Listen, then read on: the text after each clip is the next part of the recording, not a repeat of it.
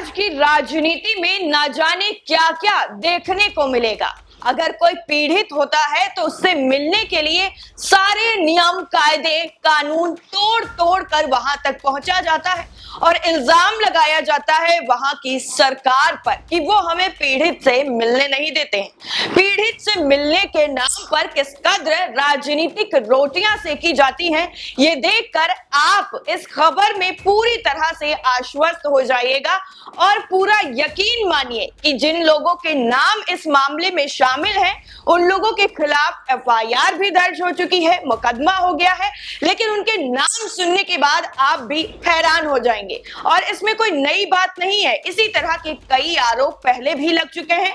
हालांकि मुकदमा दर्ज नहीं हुआ था, लेकिन अब मुकदमा दर्ज हो गया है, यानी आधिकारिक तौर पर बीजेपी के नेताओं पर यह आरोप है कि उन्होंने कानून तोड़ा है, उन्होंने नियम तोड़े हैं, उन्होंने दबाव बनाया है। ये सारे आरोप खुद बीजेपी के नेताओं पर लगे हैं, सांसदों पर लगे हैं। अब किन किन पर लगे हैं, उनमें सबसे पहले जो नाम आता है रिंकिया के पापा, जी हाँ, मनोज तिवारी। दूसरे नंबर पर आते हैं कपिल मिश्रा, जो सबसे ज्यादा बीजेपी के जो है भक्त बताए जाते हैं और खुद को किसी भी मोड़ पर यह साबित करने से पीछे नहीं रखते हैं कि हम ही सबसे बड़े जो बीजेपी को मानते हैं उनमें से एक है। वही जब तीसरा नाम आएगा तो आप कहेंगे कि इनकी बात तो पुरानी है, ये तो हर बार ऐसी ही कोई ना कोई हरकत कर देते हैं। निशिकांत दुबे, इनकी हरकतों से हर कोई वाकिफ है, लेकिन इस बार इन सब ने मिलकर जो कारनामा किया है, जो कांड किया है, उसके बाद अब खुद जो है एक शख्स है, उनका नाम भी हम आपको बताएंगे, उन्होंने इन लोगों के खिलाफ मुकदमा दर्ज करवा लिया है। अब उनका नाम भी सुन लीजिएगा आप। इस पूरी खबर में हम आपको वो सारी घटना बताएंगे जो इन्होंने एयरपोर्ट पर जाकर की है, कहीं और नहीं।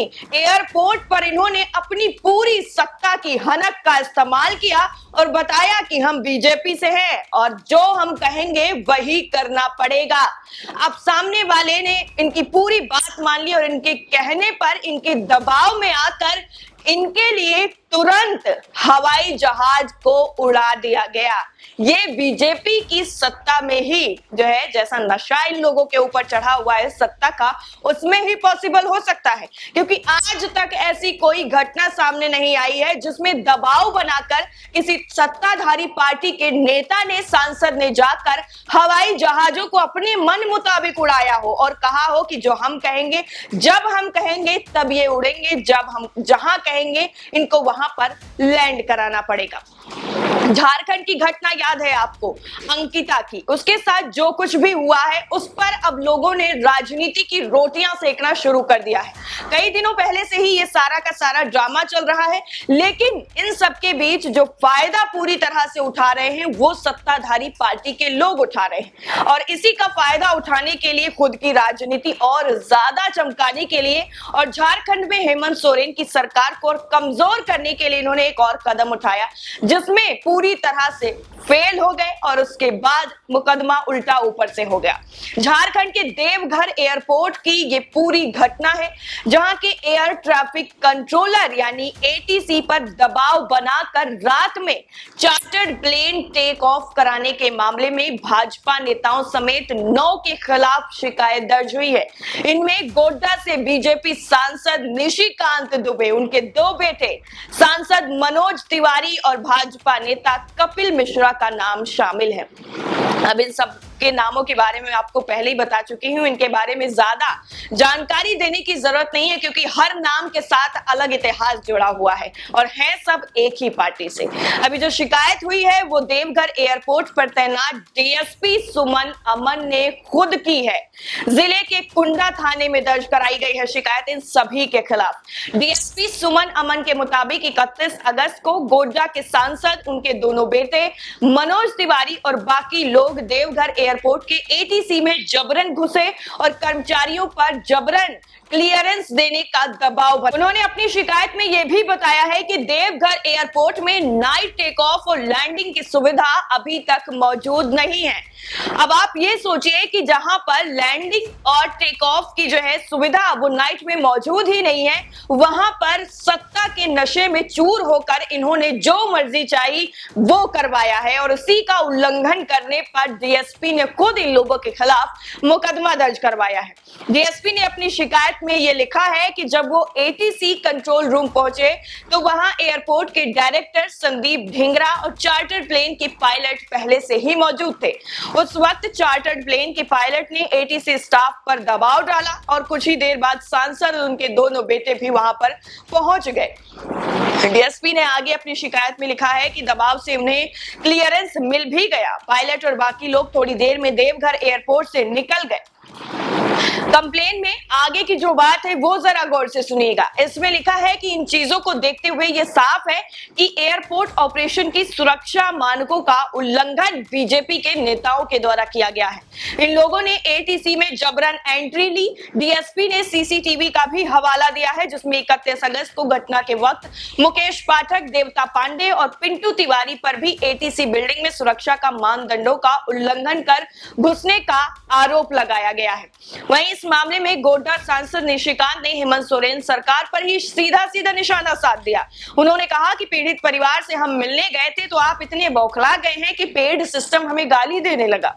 झारखंड के इस्लामीकरण से त्रस्त परिवार के इंसाफ की लड़ाई केस मुकदमे से बंद नहीं होगी।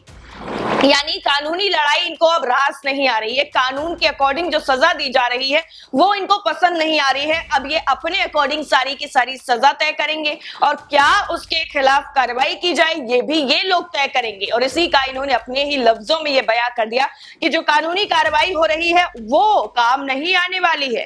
पीड़ित परिवार से मिलने पहुंचे निशिकांत, मनोज तिवारी और जो है इनके साथ कपिल मिश्रा, ये सारे देवघर पहुंचे। देवघर के दुमका में जहां पूरी घटना हुई थी और 31 अगस्त का ये पूरा मामला है। जब इसके बाद इन लोगों पर एफआईआर दर्ज हो गई है, मुकदमा दर्ज हो गया है, तो उन्होंने सीधा सीधा राज्य सरकार पर ही उल्टा निशाना साध दिया। और ये सभी दुमका में पेट्रोल अटैक में मारी गई नाबालिग जो पीड़ित परिवार है उससे मिलने के लिए पहुंचे थे। दुमका में 23 अगस्त को जिस तरह की घटना हुई थी, नाबालिग लड़की को पड़ोस में ही रहने वाले शाहरुख नाम के एक शख्स ने घर में पेट्रोल डालकर जिंदा जला दिया था। रांची के रिम्स में उसका इलाज चला और 28 अगस्त को उसकी मौत हो गई थी।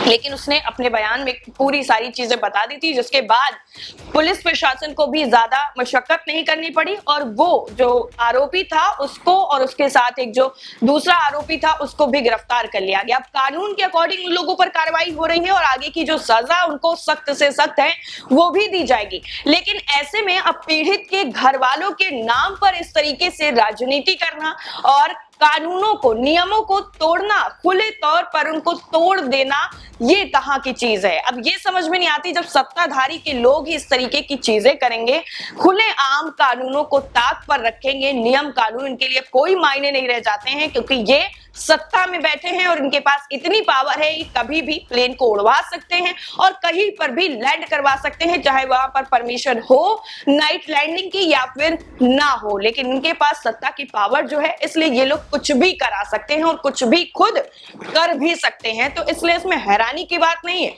अब अगली कार्रवाई का यानी अगली कौन सी इनकी घटना होने वाली है उसका इंतजार करिए और जो कार्रवाई होने वाली है मुकदमा दर्ज होने के बाद उसका भी इंतजार करिए कि आखिर क्या कार्रवाई होती है। इस पूरी रिपोर्ट को लेकर आपकी राय क्या है कमेंट सेक्शन में जरूर बताइएगा। बाकी सारी अपडेट के लिए नेशन 360 को सब्सक्राइब करना बिल्कुल ना भूलें। जय हिंद।